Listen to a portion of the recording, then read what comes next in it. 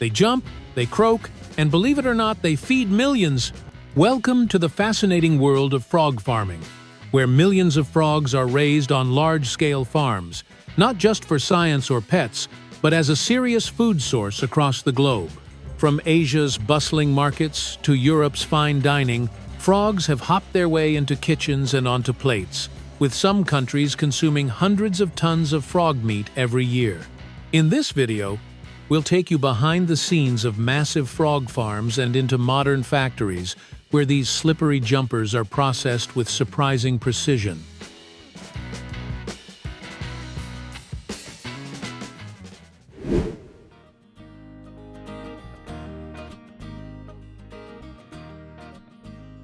Frogs are some of the most fascinating creatures on Earth, and they've been around way longer than you might think. These amazing amphibians first appeared over 200 million years ago. Today, there are over 7,000 species of frogs, living on every continent except Antarctica.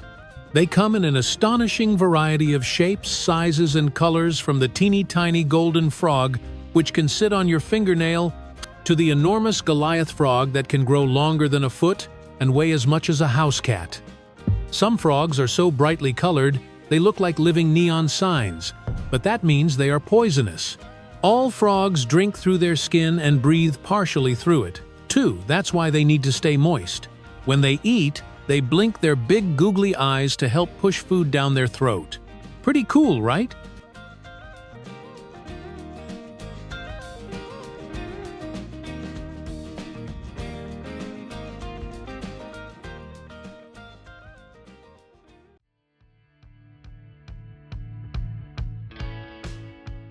When it comes to raising frogs, there's really no one-size-fits-all setup. Farmers get pretty creative, depending on the frog species and their local conditions. Some go the structured route with dry, roofed concrete pens that look like mini frog condos, while others prefer big open ponds surrounded by nets where the frogs can leap and lounge more freely. In some places, you'll even see frogs being raised in rice paddies or plastic-lined tanks. But no matter the style, the golden rules are the same. Keep things humid, maintain a steady temperature, and make sure the frogs stay comfortable. Frog farming might sound a bit unusual, but it's actually a booming business in several parts of the world. Countries like China, Vietnam, Thailand, Indonesia, and even parts of South America are big players when it comes to raising frogs. Why? Well, frogs aren't just hopping around for fun. They're raised for their meat, for traditional medicine, and even for the pet trade or scientific research.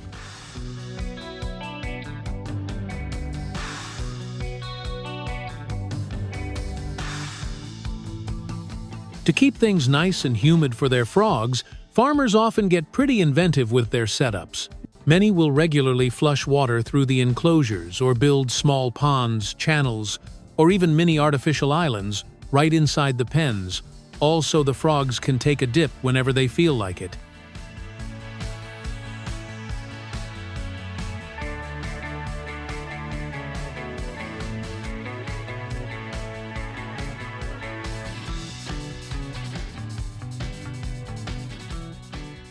With so many frogs living close together, waste and leftover food can build up fast, making the perfect environment for bacteria and disease.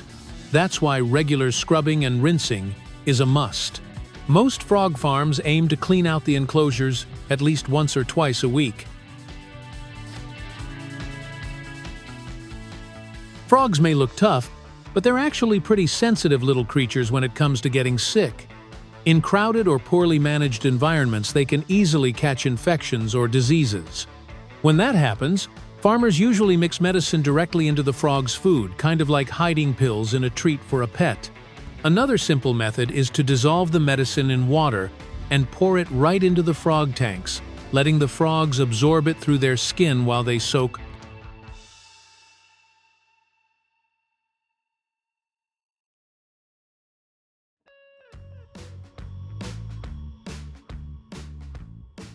As for what frogs eat on farms, most of the time, they're fed specially formulated pellet food made from a mix of fish meal, soybean meal, vitamins, minerals, and sometimes even ground-up insects.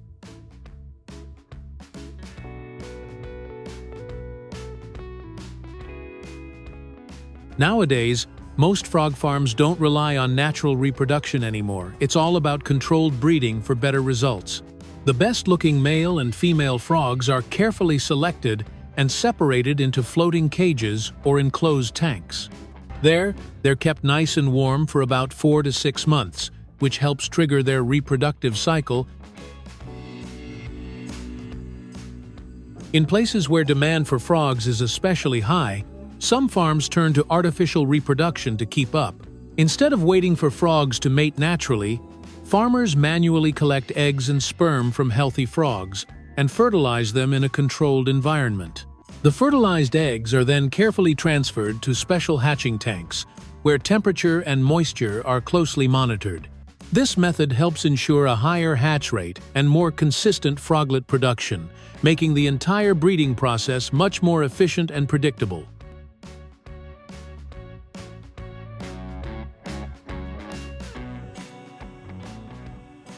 If farmers choose to let frogs breed naturally, they still create the best possible conditions to maximize success. They usually separate breeding pairs into special mating tanks, away from the larger population, to reduce stress and competition. These tanks are designed to mimic the ideal environment: warm, humid, and safe, encouraging frogs to mate. By isolating the breeders and closely managing the space, farmers can collect a higher number of eggs during the breeding season, while keeping things organized and efficient.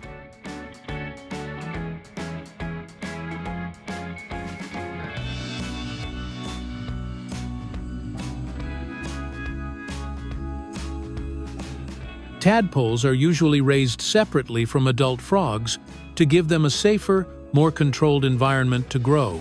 Their diet is a bit different too. They're fed softer, more nutrient-rich food pellets that are easier to digest and packed with the nutrients they need to grow fast. Over time, these little swimmers go through a fascinating transformation. First, they start growing tiny back legs, then front legs, and gradually their tails shrink as they develop lungs and prepare for life on land. Depending on the frog species and the temperature of their environment, this metamorphosis from tadpole to frog can take anywhere from 6 weeks to several months. It's like watching nature hit the fast-forward button on evolution.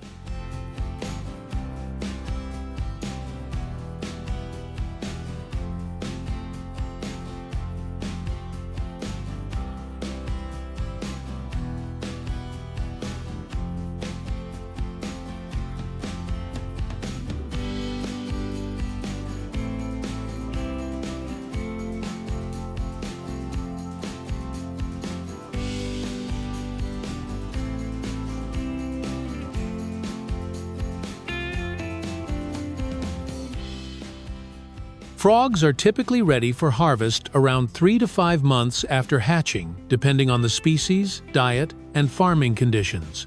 Farmers usually wait until the frogs reach market size, plump, healthy, and fully developed before collecting them. Harvesting is done either manually by hand or using nets, especially in larger ponds. In more organized farms, frogs are gently scooped up from their pens or tanks, sorted by size, and placed into crates or baskets.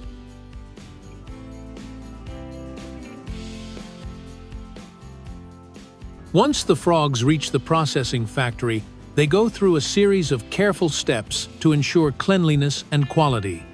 First, they're rinsed and cleaned thoroughly to remove any dirt or mucus. Then comes the stunning step. This is done quickly and humanely to minimize stress. After that, workers skin the frogs, usually by hand, as the skin peels off relatively easily. The edible parts, mainly the legs, are then trimmed and cleaned again. Finally, the frog meat is either chilled for fresh sale or frozen and vacuum-packed for export. Every step is handled under strict hygiene conditions to meet food safety standards. In many frog processing facilities, the most common product is fresh frog legs, either chilled or vacuum-packed for longer shelf life and export. But it doesn't stop there. Some places turn frog meat into frozen frog portions. You'll also find frog floss, which is especially popular in certain Asian cuisines.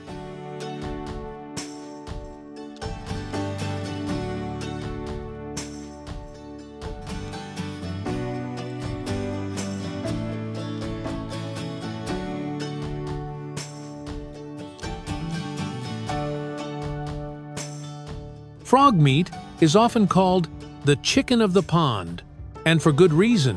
It's tender, mild in flavor, and low in fat, making it a lean source of protein.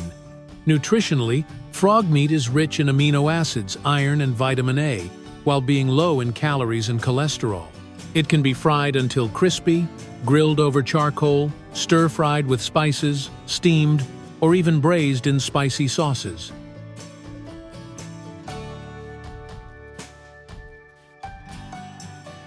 In Southeast Asia, especially in countries like Vietnam and Thailand, frog is a common ingredient in street food and home cooking alike. One of the most iconic dishes is butter-fried frog, or spicy lemongrass stir-fried frog, both flavorful and full of kick.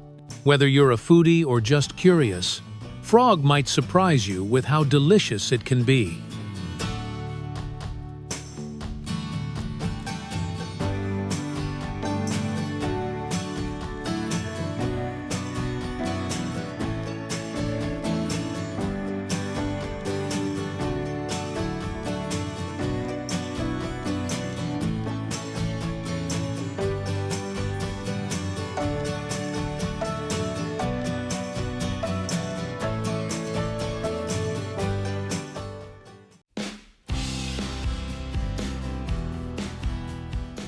From the depths of ancient mountains to your kitchen, Himalayan pink salt carries centuries of history, natural beauty, and healing energy.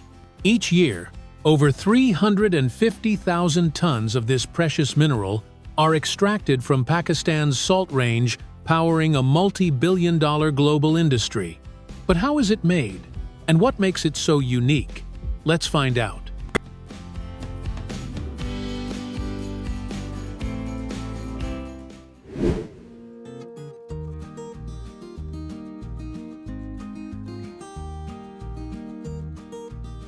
Himalayan pink salt, a natural treasure of Pakistan, comes from the Salt Range Mountains in Punjab, where it was first discovered in 326 BC, when Alexander the Great's horses licked the salty rocks in Kura.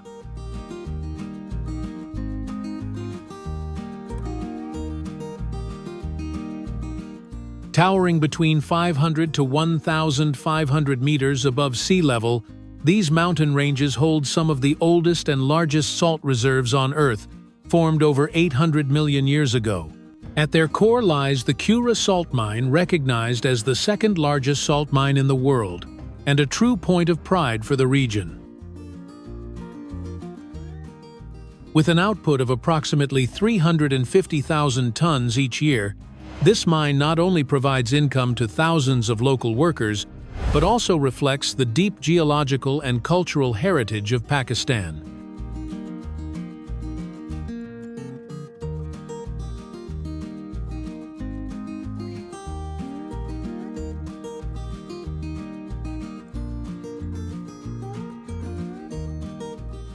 Pakistan's total pink salt production reaches nearly 400,000 tons annually.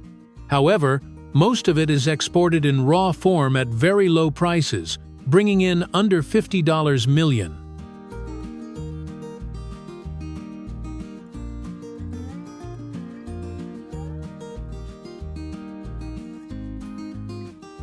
To change that, Pakistan is investing in advanced equipment to develop high-value products such as table salt, cooking slabs, and decorative salt lamps under the Made in Pakistan label.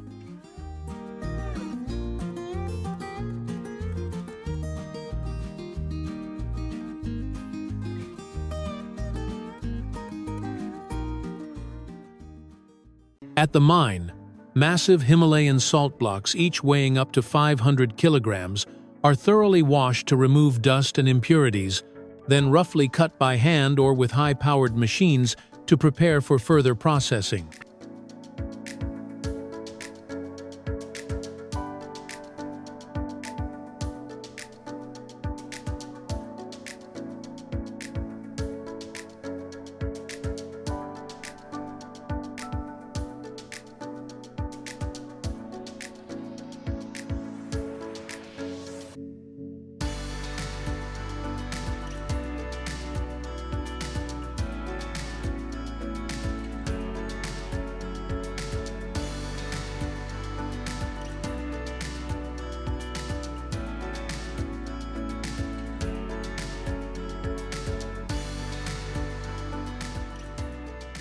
In the factory, hundreds of tons of salt are sorted daily, both manually and using advanced optical sorting machines, separating crystals by color, clarity, and size.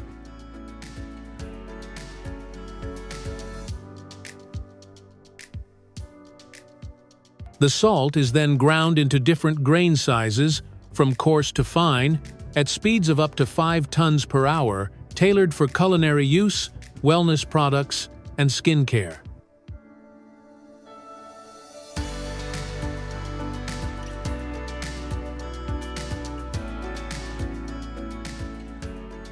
Before packaging, the salt undergoes strict quality control, including moisture analysis, heavy metal screening, and mineral content testing, ensuring purity and safety.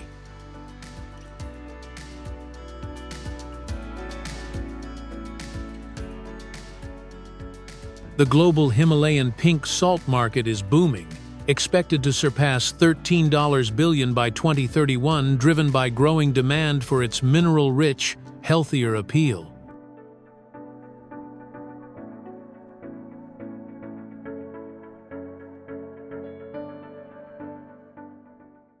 Nutritionally, Himalayan pink salt is rich in up to 84 trace minerals, including iron, magnesium, calcium, and potassium, known to help balance electrolytes, support digestion, and enhance overall wellness. Himalayan pink salt is also shaped into bricks. Large blocks are cut and smoothed into uniform tiles to construct decorative salt walls. Each Himalayan salt brick, weighing up to 5 kilograms, is carefully wrapped and packed. Thousands are shipped daily to meet the soaring global demand for wellness and luxury design.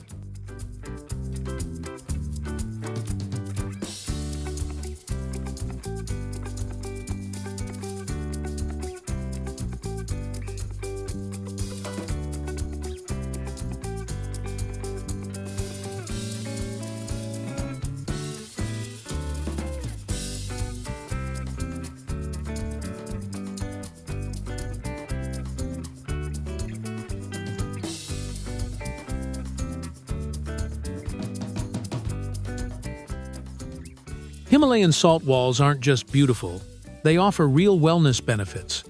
With natural antibacterial properties and the ability to release negative ions when heated, they help purify the air and improve well-being.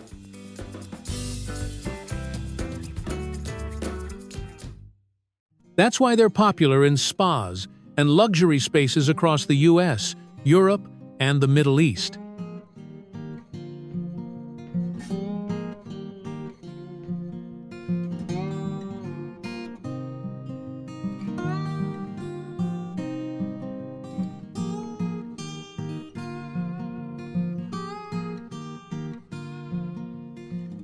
Among the most beloved Himalayan salt products are salt lamps treasured for both their aesthetic appeal and reputed wellness benefits. Skilled artisans begin by selecting premium salt blocks and carving them into various shapes, from minimalist forms to detailed artistic pieces.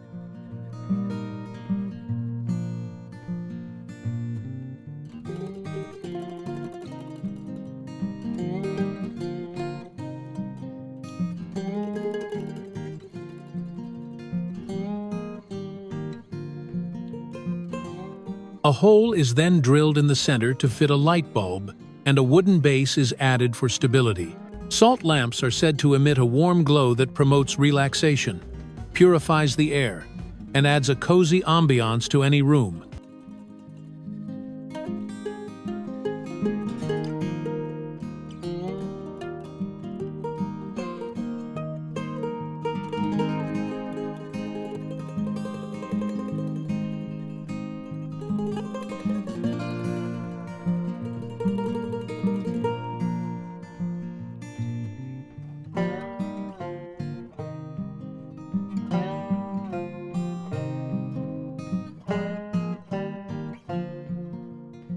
Once assembled, the lamp is thoroughly checked for quality before being packaged. This ensures it not only works safely, but also meets high aesthetic standards for global customers.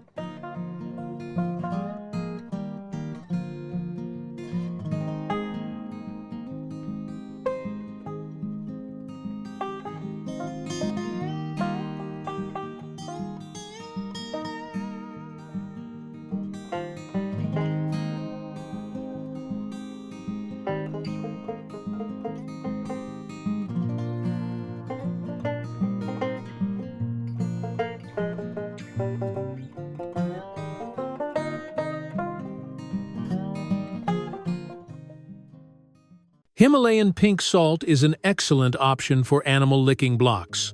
Packed with natural minerals like iron, calcium, magnesium, and potassium.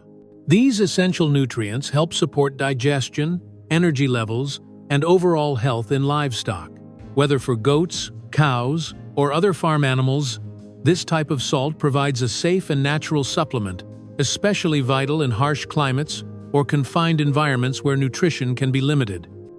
Large Himalayan salt blocks are carefully selected, cut into thick rectangular slabs, then polished by hand to create stunning pink salt cooking plates, perfect for grilling, serving, and adding natural flavor to any dish. Himalayan pink salt isn't just a seasoning, it's a versatile gift from nature, used in cooking, wellness treatments, and spa therapies around the world. Have you ever tried Himalayan pink salt in your cooking or wellness routine? Let us know in the comments below.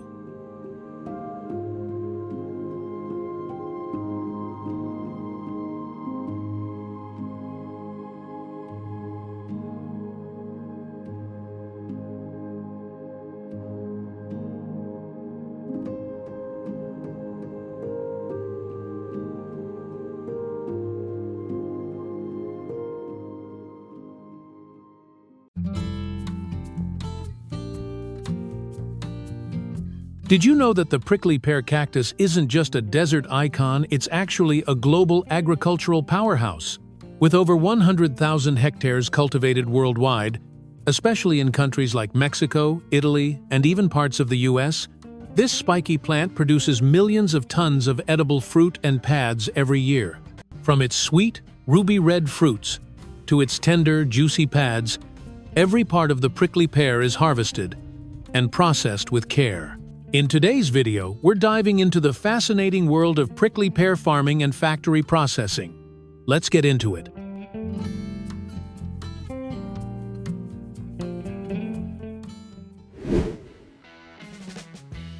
Large-scale cactus plantations are usually found in hot, arid regions with plenty of sunlight, low humidity, and well-drained sandy or rocky soil. These tough little plants love to soak up the sun and thrive where most crops would tap out. That's why you'll often see cactus farms sprawling across dry zones in Mexico, parts of the southwestern US, and even southern Italy. The drier and sunnier, the better for cacti.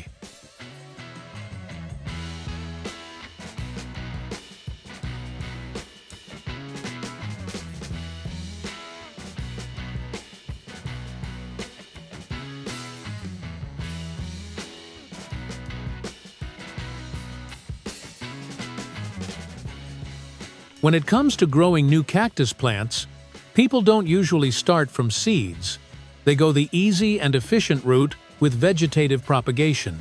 Basically, they just snip off a healthy, mature pad from the mother cactus, let it chill and dry out for a few days, which helps seal the cut and prevent rotting, and then pop it straight into the soil. That's it. No fancy tricks, just nature doing its thing. And the cool part? That single pad can grow into a whole new cactus plant. Before planting the new cactus pads, farmers usually take a moment to measure their size and weight bigger. Healthier pads often lead to stronger plants. They also pay close attention to spacing.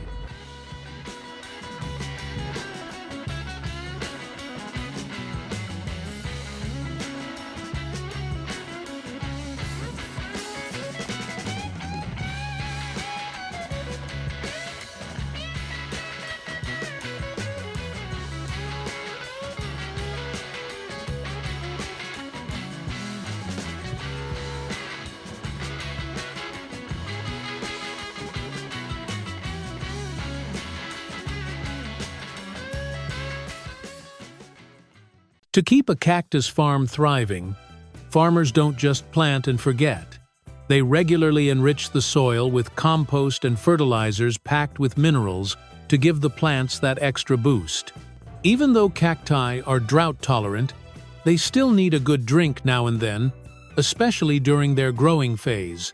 And of course, weeds and bugs aren't welcome guests, so farmers keep them in check with careful weeding and pest control. Some even do pruning to remove damaged pads and help the plant focus energy on new, healthy growth.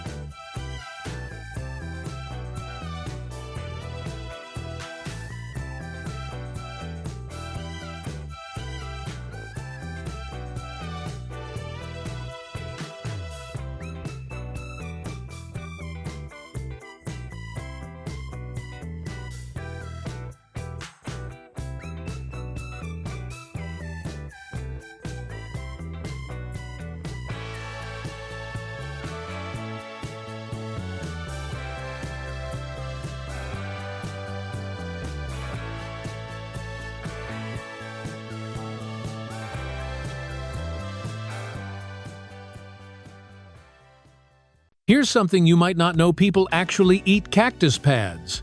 Yep, those thick green spiny pads aren't just for desert decor.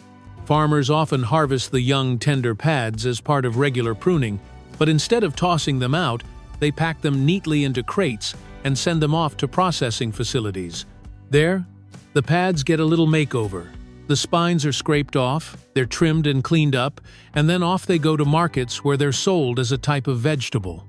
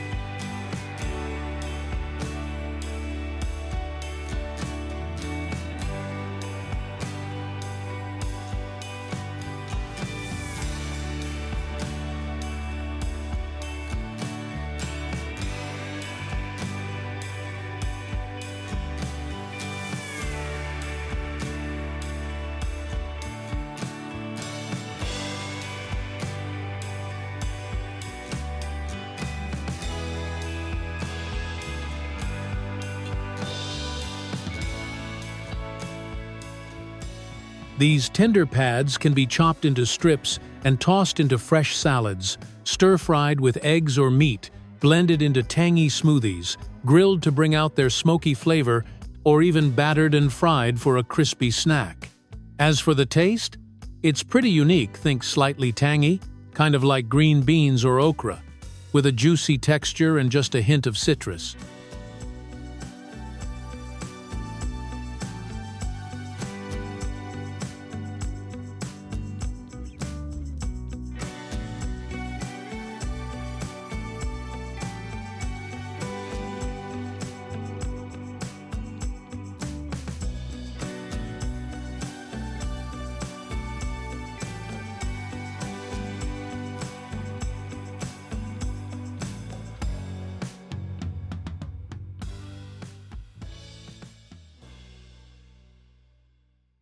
The flowers of the prickly pear cactus are truly a desert beauty. They're large, vibrant, and usually come in shades of yellow, orange, or bright pink, depending on the variety. These eye-catching blooms typically appear in late spring to early summer, opening up under the sun like little bursts of color on the cactus pads. And here's where it gets interesting. After the flowers bloom, they give way to the cactus fruit, also known as prickly pears. But if too many fruits start developing on a single pad, farmers will often do a bit of thinning. That means selectively removing some of the young fruits to allow the rest to grow larger, healthier, and sweeter.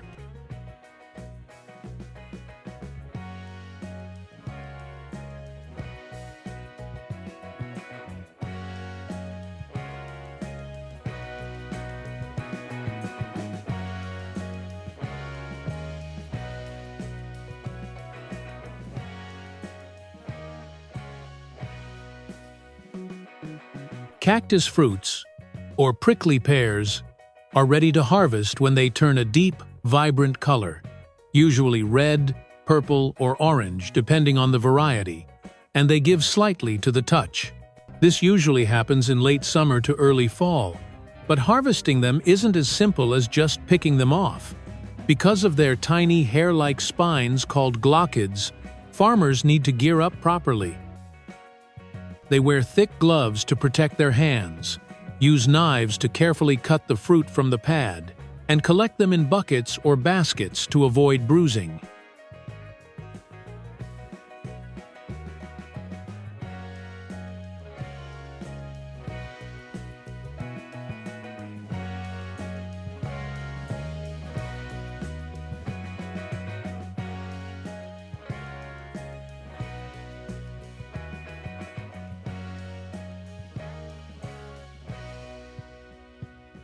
After prickly pears are harvested, they head straight to the processing facility where the real magic begins. First, the fruits are carefully sorted by size and ripeness. Then, they're sent down a conveyor belt lined with soft rotating brushes or rollers. These gently remove the tiny, sharp glochids, those pesky hair-like spines, without damaging the fruit. Once despined, the prickly pears go through another round of quality sorting to weed out any bruised or overripe ones. From there, they're either packed whole into boxes for shipment, or in some modern facilities, the fruits are peeled, halved, and neatly arranged into trays, ready to eat.